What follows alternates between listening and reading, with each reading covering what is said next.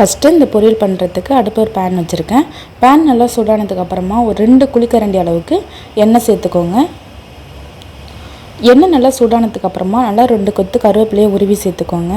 இது கூட ஒரு 1/4 டீஸ்பூன் மஞ்சள் தூளும் சேர்த்துட்டு இந்த கருவேப்பிலையை இந்த எண்ணெயில் கொஞ்சம் நல்லா பொரிய விட்டுக்கலாம். அதுக்கப்புறமா ஒரு 2 பெரிய வெங்காயத்தை நல்லா பொடியாக கட் பண்ணிட்டு சேர்த்துக்கோங்க. இப்போ இந்த வெங்காயத்தை லைட்டாக வதக்கிக்கலாம். ரொம்ப வதக்கணும்னு அவசியம் இல்லை, லைட்டாக வதக்கிக்கிட்டால் போதும். வெங்காயம் வதங்கினதுக்கப்புறமா நான் ஒரு 3 பெரிய பாவக்காய் எடுத்து நல்லா அந்த விதையெல்லாம் எடுத்துட்டு நல்லா குட்டி குட்டியாக கட் பண்ணி வச்சுருக்கேன்.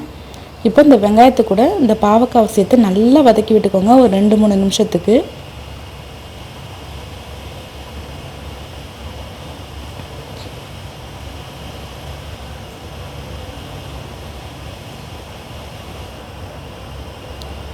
இப்போது இது ஒரு 5 நிமிஷத்துக்கு மூடி போட்டு மூடி வச்சுக்கலாம். அப்பப்போ இடையில நல்லா கலந்து விட்டுக்கோங்க. அடுப்பை மீடியம் ஃப்ளேம்லேயும் சிம்லேயும் மாற்றி மாற்றி வச்சுக்கோங்க. பாருங்கள், பாவக்காய் ஒரு 50% நல்லா வெந்து வந்துருச்சு. இப்போ இந்த டைமில் ஓப்பன் பண்ணி வச்சு ஒரு 2 நிமிஷம் நல்லா வதக்கி விட்டுக்கலாம்.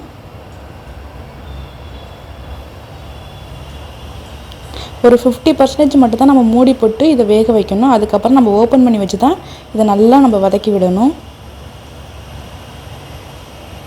இந்த மாதிரி பொரியல்லாம் செய்யும்போது நல்ல ஒரு கடினமான பாத்திரமாக வச்சுக்கோங்க.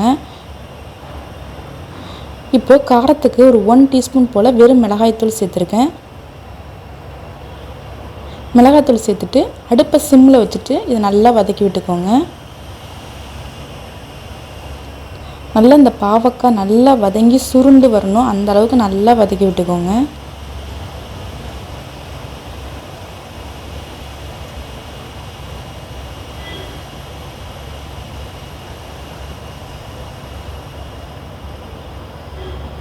இப்போது இதில் ஒரு 1 டீஸ்பூன் அளவுக்கு திரும்ப எண்ணெய் சேர்த்துட்டு கொஞ்சம் நல்லா வதக்கி விட்டுக்கலாம்.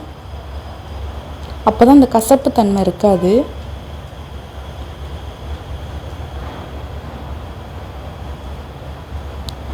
பாருங்கள், பாவக்காய் நல்லா வதங்கி சுருண்டு வந்துருச்சு.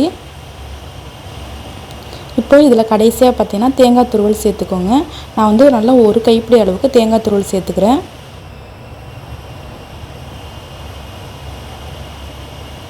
தேங்காய் துருவல் சேர்த்துட்டு ஒரு 2 நிமிஷத்துக்கு அடுப்பை ஹை ஃப்ளேம்லேயும் மீடியம் ஃப்ளேம்லேயும் மாற்றி மாற்றி வச்சு இதை நல்லா வதக்கி விட்டுக்கோங்க ஒரு 2 நிமிஷத்துக்கு மட்டும்.